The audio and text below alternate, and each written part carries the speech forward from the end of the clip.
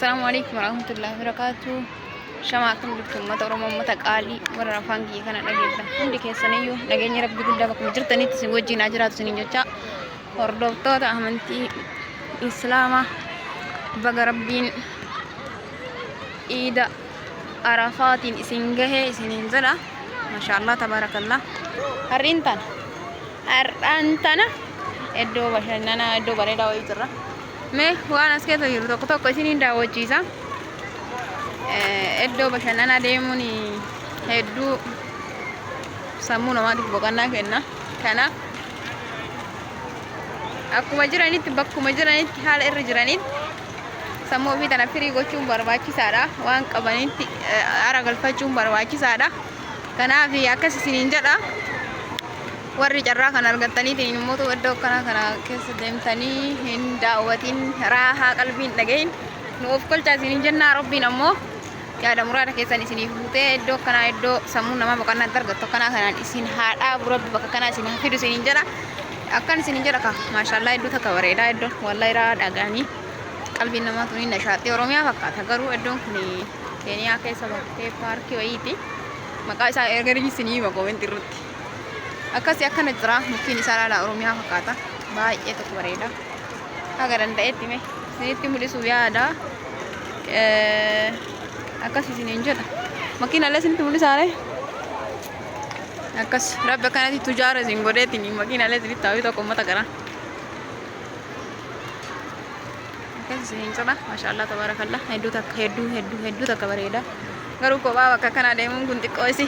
Inuma nama dabbara. Kophaa osoo deemuu baatanii baay'ee gaariidha.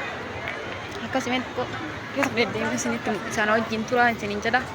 Sumaan warra viidiyoon kiyya kun bira gahe laayikii gochuu, sheerii, koomentii, sabskiraayib gochuullee warri maatii kiyyan turin hin dagatinaa isiniin jedha. Akkasii uummata kiyya qaalii, uummata jaalalaa, uummata kabajaa. Akkasii iddoon kun immoo iddoo bishaan daa'imman itti dhiqattu isiniin jedha ka. Kaameeraa irratti qabeen inni agarsiisa. Wajji irraa qalbii dhagaa isiniin jedha obboleeyyan.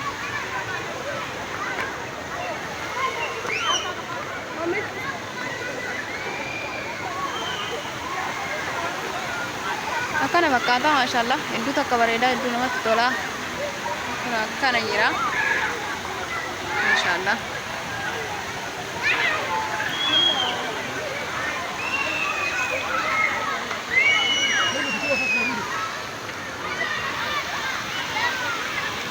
Akkasii hedduu takka bareedaa bakkeen kuni. Jala kanaaniin deebi'e amma goree fulbaadhanii dhufe. Kanaaf na wajjin turaan isiniin jedha. Rabbiin raahaa qalbii isin haa dhageessisuu qalbii teessan tana nama agartee iddoo bashannana iddoo qilleensa bareedaa qabu yaaddoo keessaa isin baasee rakkina keessaa rabbi isin baasee mokortiin jiru duniyaa keessaa rabbi isin baasee iddoo bashannana iddoo bareedduu iddoo filatamtuu raahaa qalbiitti dhagahan rabbi isin haa fidu isiniin jedha. Daawwadhaan wajjini dhiifama akkas isiniin jedha. Kunniin illee iddoo daa'imman itti taphattu. So daa'imman qabanne maal qabaree sila daa'imman finnee jira oofaa isinitti agarsiifna. Akkas amma tama warra qabu isiniin mul'ifnaayyee.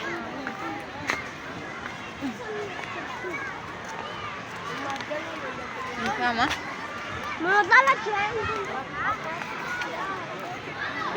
Akkana fakkaata.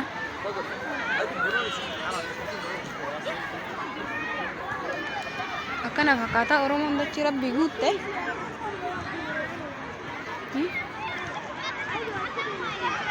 Uummanni akkanatti kunoo raahaa dhagahaa isiniin jedha. Galatooma ulfaadhaa isiniin jedha.